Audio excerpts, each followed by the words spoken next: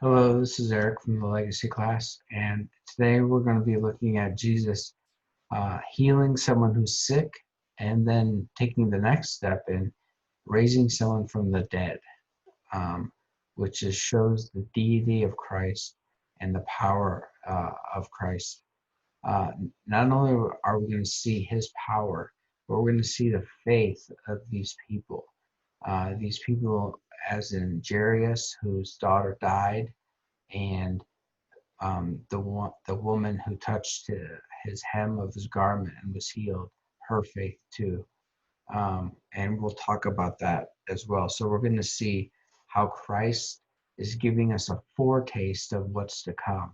That he's master over death. That he's master over sickness and affliction. And then we're going to see the faith of these two people that are desperate and are coming to Jesus for the answers and are coming to Jesus based on what they've heard of him, especially the woman who grabs the hem of his garment. I think that's powerful, and I've often overlooked that aspect of it. So we are going to dive in and see um, that Jesus is sufficient for these things and that he is honored by this faith that believes and this faith that trusts in him, even though they haven't seen him. They have heard of him. The woman that grabs the hem of his garment had heard of him and came to him for this reason, and that shows a tremendous amount of faith, especially when we see that she gives her testimony, which I believe she does. And maybe I'm reading into the word too much, but I'll read it and let you guys decide. But I think she shares her testimony in this as well, to some degree.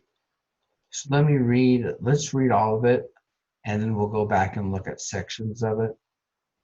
So we'll start in verse 25, and I'll just read all the way to 43, which is a long section. I'll try not to stop and explain things as I go and just get through it, and then we'll go back and look at individual aspects of it.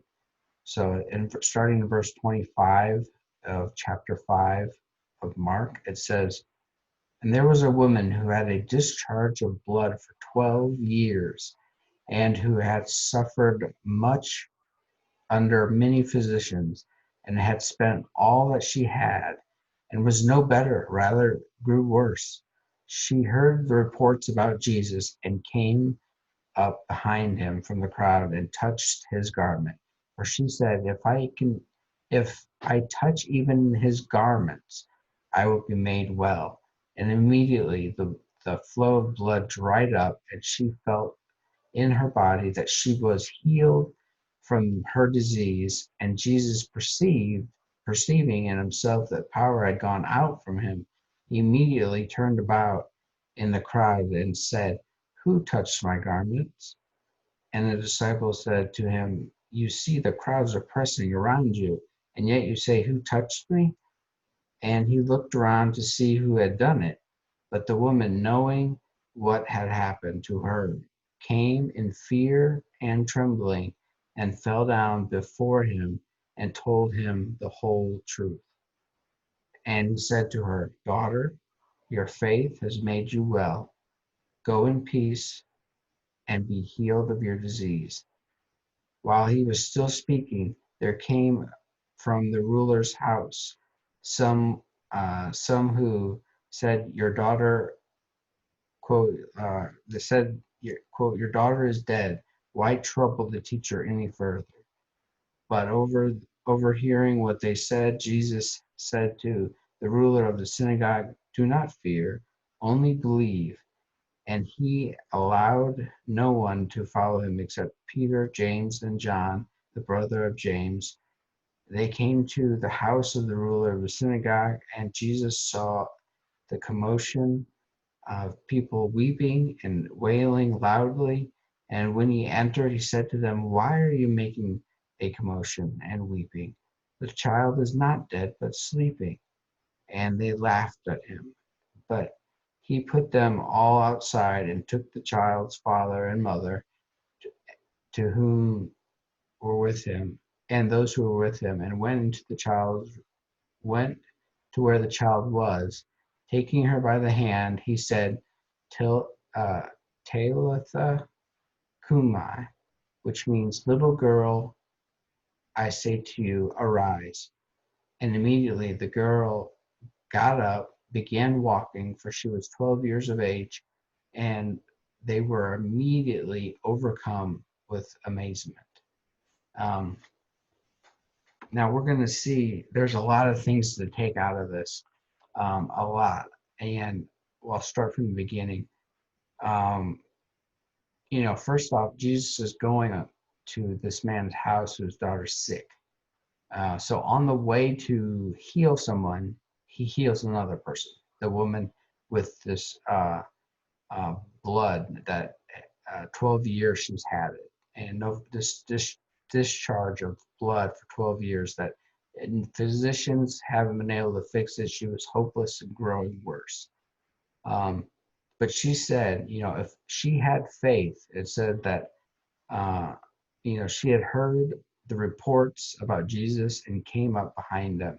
So she heard about Jesus and she trusted in him despite knowing being able to help her. She was at the point where she said, I'm putting all my faith in Jesus. I have nothing left.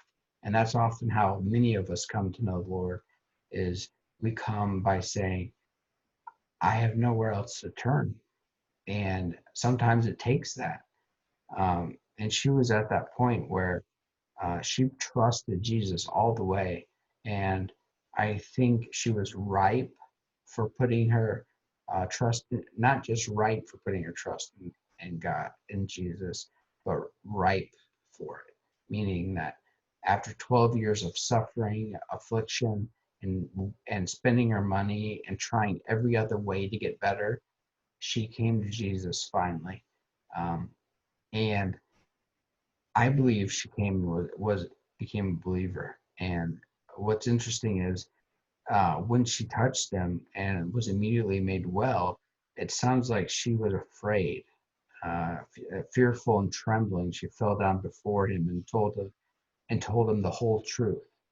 And when I read that, I go, "What is the whole truth? What does that mean?" She told him the whole truth, um, and that's where I say, if you look over at Luke, it has a similar story. It has the same story from a different perspective, and it says in verse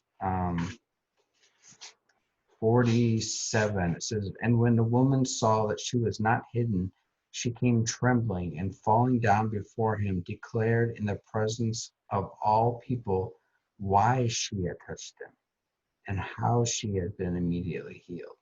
That's what I would think the whole truth is, that she's talking about in Mark, is that she came before him in the presence of all people, which would have taken uh, boldness and would have taken great faith and assurance. And no doubt she was fearful and trembling as she did this, but by grace she had the power to testify of not only her illness, but that Jesus cured her. And so I think that's what Mark is also talking about when he says, um, she fell down before him and told him the whole truth. Um, and then I believe uh, what follows is Jesus declares, "Daughter, your faith has made you well." And I think right there he's saying, not just physically, but you're spiritually made well. Because it goes on to say, "Daughter, your faith has made you well. Go in peace and be healed of your disease." So you're well, and go in peace because you're here, and be healed of your disease. It sounds like there's two things he's talking about: some sort of spiritual wellness and also a physical wellness. And we know that the spiritual wellness is much, much greater than being physically well. Uh, Despite the hardships of suffering and suffering for 12 years, like this woman, Being made right with God is exceedingly better than just being healthy on the outside for a short span uh, of our life. So, and her faith was put into action. She didn't have a faith that just believed and didn't do anything. Her faith made her follow Jesus and touch the hem of his garment. And that's what we need, the type of faith that we need to have, the faith of action that takes the steps to glorify God, to seek God, to study God's word, to be in prayer for others and for ourselves. Um, so we see that her taking the steps of faith, which another one makes me think that she's a believer. Not only that, is he addresses her as daughter, and I think that's something unique and special too. That he addressed her as daughter, and then while he's still speaking, he's not put off by this interruption either. He is ready to heal and ready to forgive and show compassion on people, even in the midst of running to serve someone else. He's always serving, and he's not interrupted. When he's interrupted, he's not upset by it or doesn't have time for people. He makes time. He gives himself in that way. Um, and then he tells that when they say don't trouble him anymore, verse 35, because she's dead, he simply says, do not fear, only believe. And that's the key, is that by grace, it's through faith we're saved. And he shows this on a physical scale by saying, just believe in me. Let me come. Let me still come, even though she has died. And just believe, and it'll be well. And that's what happens. He goes there and asks why they're weeping. Do you guys think that I don't have the power over death? Is what he's probably thinking to himself or saying. Um, do you think that death is too hard for me to overcome? Certainly not. Uh, to him, a dead person to Jesus is just like a person sleeping. We can easily awake someone who's sleeping. Jesus can just as easily awake someone who's dead. I think of the story of Lazarus. Arise and come forth. Similar words are used in Mark here, where where he says, "Little girl, I say to you, arise." So to Jesus, this was not something out of the realm of possibility and out of his control, but to the people around him, this was astonishing. And it would have been astonishing to me too. I'm not saying I'm above these people. I'm saying that I'd be right with them, amazed. And that's another thing that jumps out at me, is that the fact that after he does these miracles, he gets glorified. Uh, People marvel at him. And his miracles are not done simply for us. And we're not the end of his work. It comes back to him. It circles back to him. And we see that in verse 42, where it says, and immediately the girl got up and began walking, for she was 12 years of age. And they were immediately overcome with amazement. Overcome with amazement. And that's what God's miracles are supposed to do.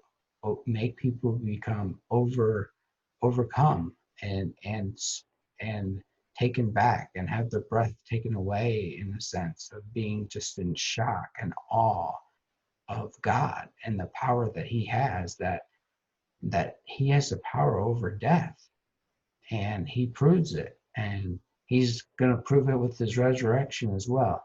But he's proving it now that even now he can do this, and that people need to come and trust. And as he said, don't fear, but believe. Only believe. And that is key, and that is paramount. Um, Another thing, going back to the woman, um, it's interesting that she was so fearful and trembling when she proclaimed the whole truth. And I think she did something that was above and beyond the normal testimony. It said she for 12 years had this discharge of blood, which in Leviticus chapter 25 talks about cleanliness and being unclean and being around people if you're considered unclean.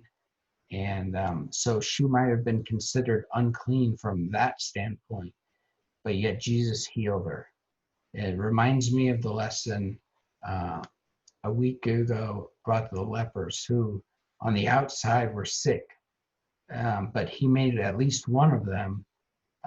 He made 10 clean on the outside, but he made at least one of them, maybe more, but at least one became clean on the inside too when he came back to thank God and give God glory for it.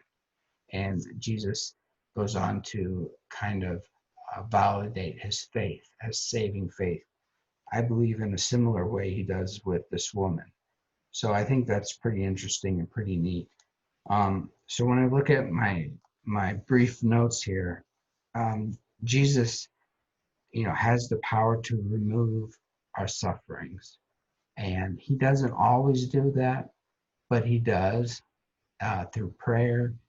He works through providence and through doctors and through all different means to bring about healing, and or even if he doesn't remove it, he gives you the strength to endure it and to bear up under it.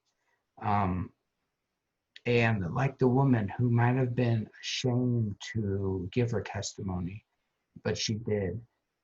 He takes away shame.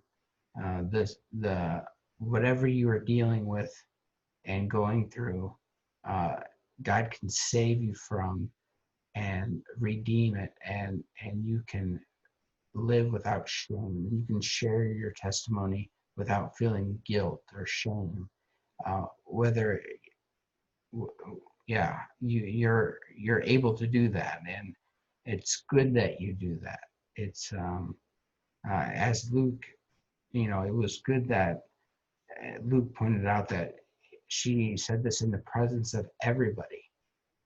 If you remember a couple weeks ago, before the lepers, we talked about the woman at the well who went into town after she believed and shared hey, come and see this man who told me everything I ever did.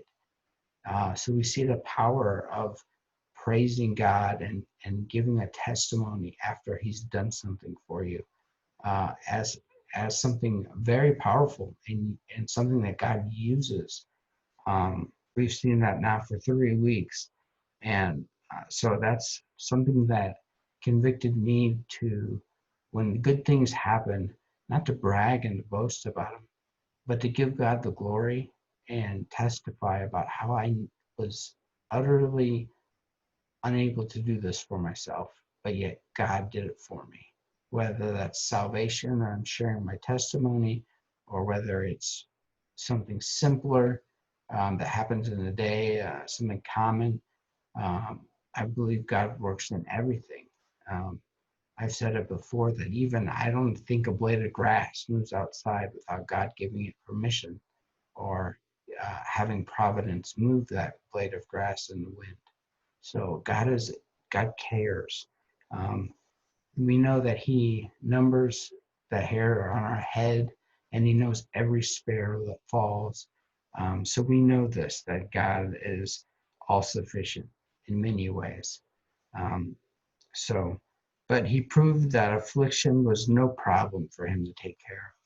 He proved that death was no problem to take care of. And we get to see two examples of people in desperate situations come to him for help, and both of them in faith received their help, received help. Um, their faith was before Jesus did anything for them, and I think that's interesting too. They had faith, before she had faith before she touched the hem of his garment. Um, the master of the synagogue had faith that Jesus could cure his daughter.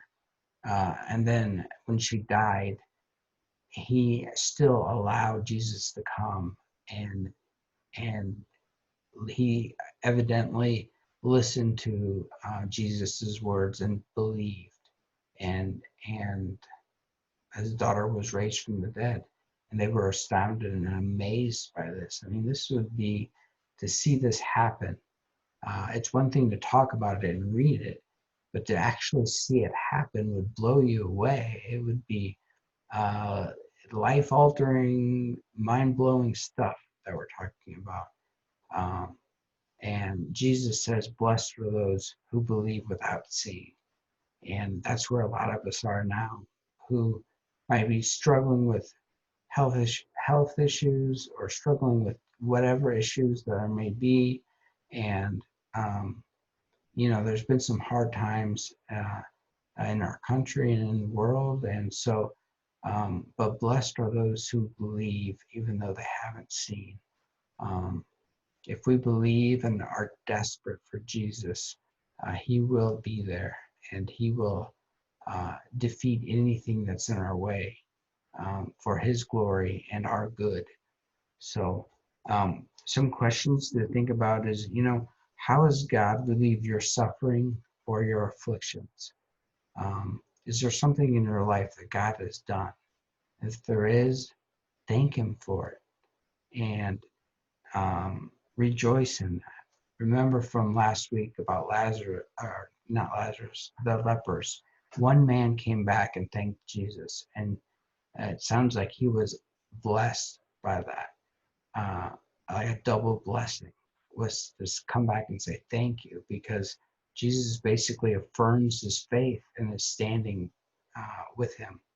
So, uh, have you suffered something and been afflicted, and have you found relief in Christ? Whether it's cure or whether it's sufficient grace or whatever it may be, and think about sharing that with someone and giving your testimony about God's goodness and compassion on you. And of course, remember that this is just a foretaste of what's to come.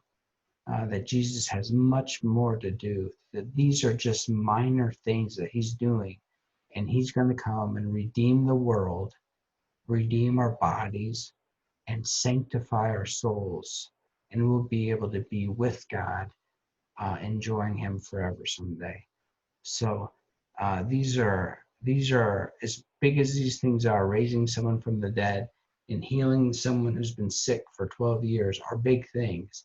They pale in comparison to what God has promised to those who love him. And so I leave you with that, and I ask you to think on that, and we'll talk Sunday more.